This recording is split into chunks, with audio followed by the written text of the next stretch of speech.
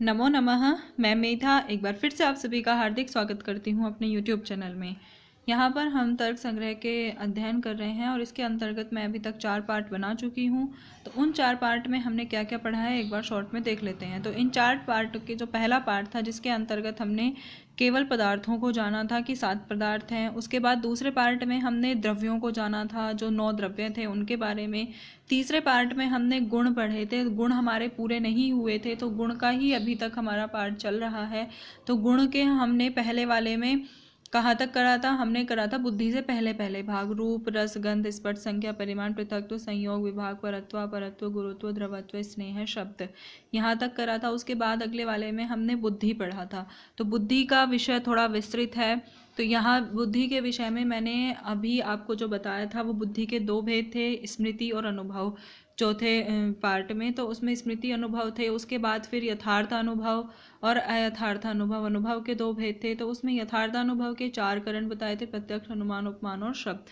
तो उन्हीं में ही अब उसी को ही आगे बढ़ाते हुए आज हम यहाँ पर प्रत्यक्ष का जानेंगे। पर प्रत्यक्ष क्या है? तो तत्र प्रत्यक्ष ज्ञानकरणम प्रत्यक्षम, कि उन 4 प्रमाणों में, तत्र यानी उनमें, किनमें? वो जो 4 प्रमाण बताए थे उनमें जो प्रत्यक्ष ज्ञान के करण को प्रत्यक्ष कहते हैं, जो प्रत्यक्ष ज्ञान का करण है उसी को प्रत्यक्ष कहा जाता है। जैसे कि प्रत्यक्ष ज्ञान के करण क्या क्या होंगे? जो हमारी इंद्रियां हैं, घ्राण रसना चक्षु त्वक श्रोत और मन, ये जो इंद्रियां हैं ये प्रत्यक्ष प्रमाण के, प्रत्यक्ष ज्ञान के करण हैं। इसके बाद है कि इंद्रियार्थ सन्निकर्ष जन्यम ज्ञानम प्रत्यक्षम।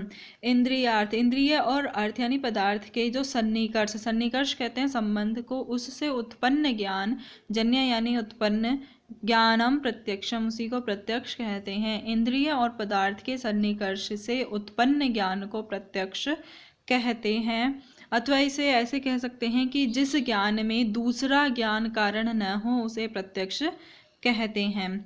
और तद्विविधम, वो 2 प्रकार का है, निर्विकल्पकम सविकल्पकम चेति, निर्विकल्पक और सविकल्पक।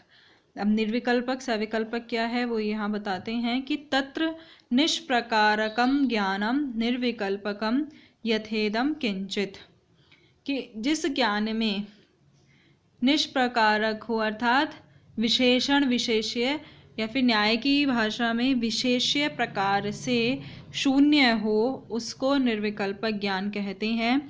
जैसे कि किसी पदार्थ का जो प्रथम दर्शन है उसमें हमें लगता है कि यथा इदम किंचित, इदम किंचित यह कुछ है, तो ऐसा ज्ञान ही, ऐसा सामान्य ज्ञान ही निर्विकल्पक ज्ञान कहलाता है। उसके बाद है कि सप्रकारकम ज्ञानम सविकल्पकम यथा डित्थोयम ब्राह्मणोयम श्यामो अयम पाचको अयमिति। तो सप्रकारकम ज्ञानम, सब प्रकारकम ज्ञानम, विशेषणता या प्रकारता से युक्त ज्ञान को सविकल्पक ज्ञान कहते हैं। अर्थात नाम और जाति आदि विशेषण और विशेष्य के संबंध से युक्त ज्ञान को सविकल्पक ज्ञान कहते हैं। और जैसे यथा डित्थो अयम, यह डित्थ है, डित्थ किसी का नाम है। ब्राह्मणोयम, यह ब्राह्मण है। श्यामो अयम, यह श्याम है। पाचको अयम इति, यह पाचक है। इस तरह का जो ज्ञान है यही सविकल्पक ज्ञान होता है। इसके बाद आता है कि प्रत्यक्ष ज्ञान हेतुरिंद्रियार्थ सन्निकर्षः षड्विधः।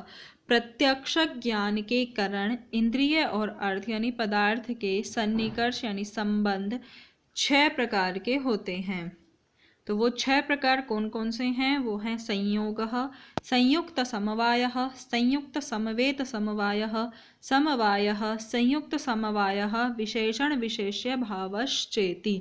सबसे पहला है संयोग, उसके बाद दूसरा है संयुक्त समवाय, तीसरा है संयुक्त समवेत समवाय, चौथा है समवाय, फिर 5वां है समवेत समवाय और छठा है विशेषण विशेष्य भाव। अब ये क्या क्या हैं इनको वो आगे स्पष्ट कर रहे हैं। तो उससे पहले मैं आपको थोड़ा सा इनका बता देती हूँ कि संयोग क्या है। जो हम किसी भी वस्तु को देखते हैं तो हमारी आँखों का और उस वस्तु का जो प्रत्यक्ष होता है वही संयोग होता है। फिर संयुक्त समवाय, जो हमारी आँखों से उस वस्तु का जो संयोग हुआ था और उस वस्तु में जो रूप है, जैसे कि वो वस्तु घट है तो उस घट में जो घट रूप है वो समवाय संबंध से रहता है, इसलिए वो हो जाएगा संयुक्त समवाय। संयुक्त यानी संयोग, समवाय समवाय संबंध है।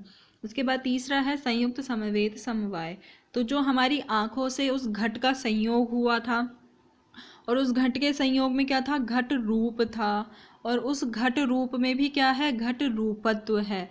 तो हमारी आंखों से उसका घट रूप फिर घट रूपत्व, तो वो होता है संयुक्त समवेत समवाय संबंध। समवाय संबंध है कि जैसे आकाश है, उसमें आकाश में जो शब्द गुण है वो समवाय संबंध से रहता है।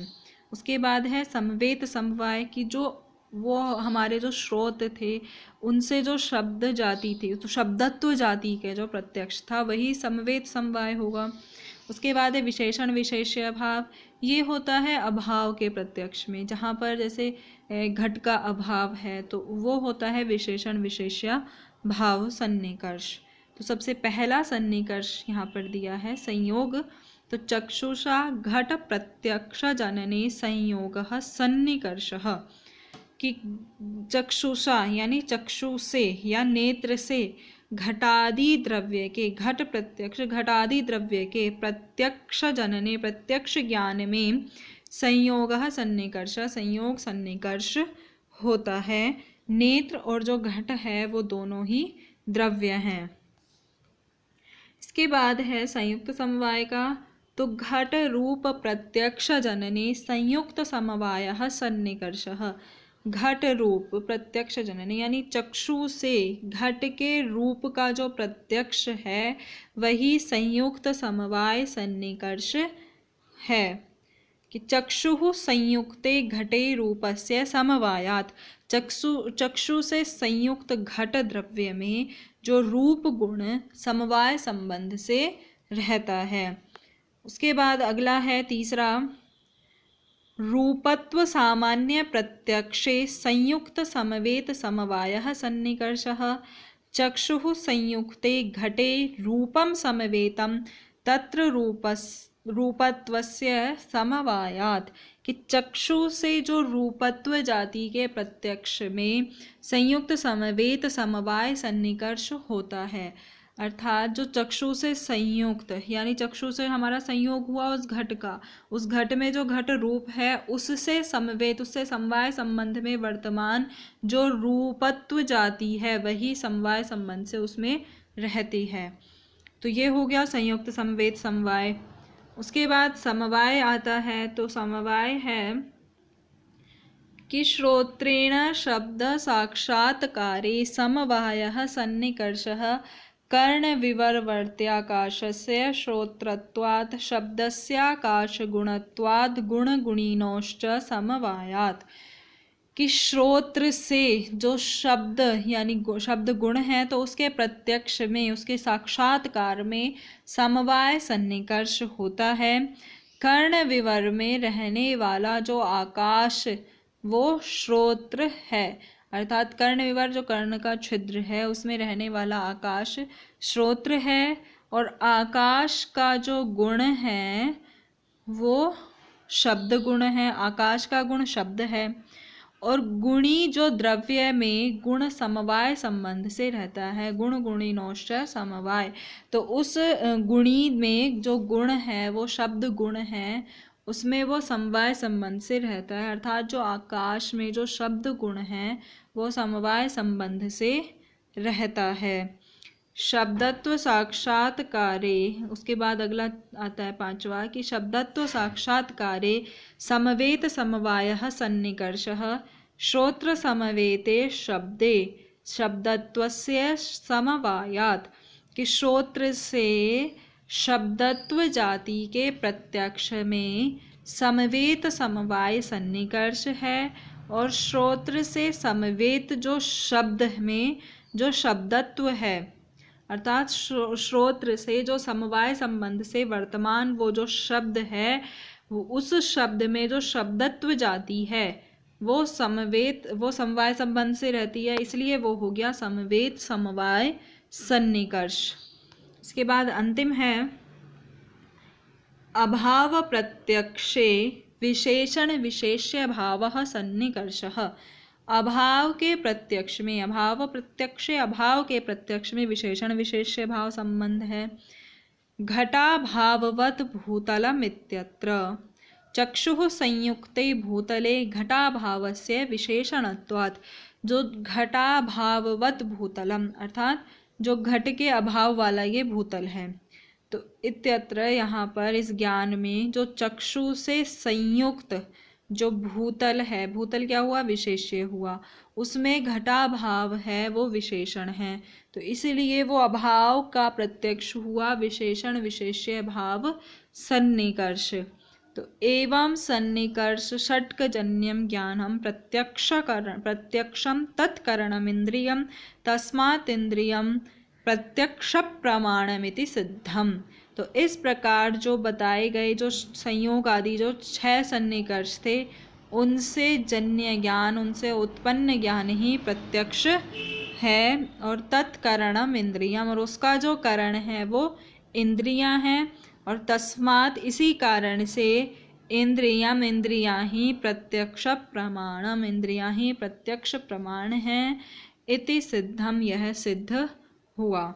अब इस प्रत्यक्ष प्रमाण में आपको क्या ध्यान रखना है कि ये जो संयोग आदि जो 6 सन्निकर्ष बताए थे, संयोग, संयुक्त समवाय, संयुक्त समवेत समवाय, समवाय, समवेत समवाय और विशेषण विशेष्य भाव, तो इन 6 का आपको विशेष ध्यान रखना है। तो इनके लिए आप एक सीधा बना सकते हैं कि जो संयोग होगा वो किसका होगा, ये मान लीजिए ये हमारी चक्षु है, इस चक्षु से हमने इस घड़े का हमने संयोग किया, देखा। अब इस घड़े में जो घट रूप रहता है, जो इसका रूप है, वो हो जाएगा संयुक्त समवाय सन्निकर्ष, और इस घट रूप में भी जो घट रूप का जो रूपत्व है वो हो जाएगा संयुक्त समवेत समवाय संबंध। तो यहाँ से जो पहले 2 का है वो है संयोग सन्निकर्ष, और इस 2 में जो रूप आ जाएगा, जैसे घट में घट रूप है, वो हो जाएगा संयुक्त समवाय सन्निकर्ष, और उसके बाद घट रूप में जो रूपत्व आ जाएगा, वो जाति आ जाएगी, तो वो संयुक्त समवेत समवाय सन्निकर्ष हो जाएगा। इसी तरह से समवाय और समवेत समवाय भी हो जाता है। तो ये था हमारा आज का वीडियो। अगर आपको पसंद आया हो तो लाइक शेयर सब्सक्राइब ज़रूर करें, साथ ही बेल आइकन ज़रूर प्रेस करें ताकि जैसे ही मैं वीडियो अपलोड करूं आपको नोटिफिकेशन मिल जाए। फिर मिलते हैं अगली वीडियो में। अगली वीडियो में हम अनुमान प्रमाण को पढ़ेंगे। तब तक के लिए धन्यवाद। जयतु संस्कृतम, जयतु भारतम।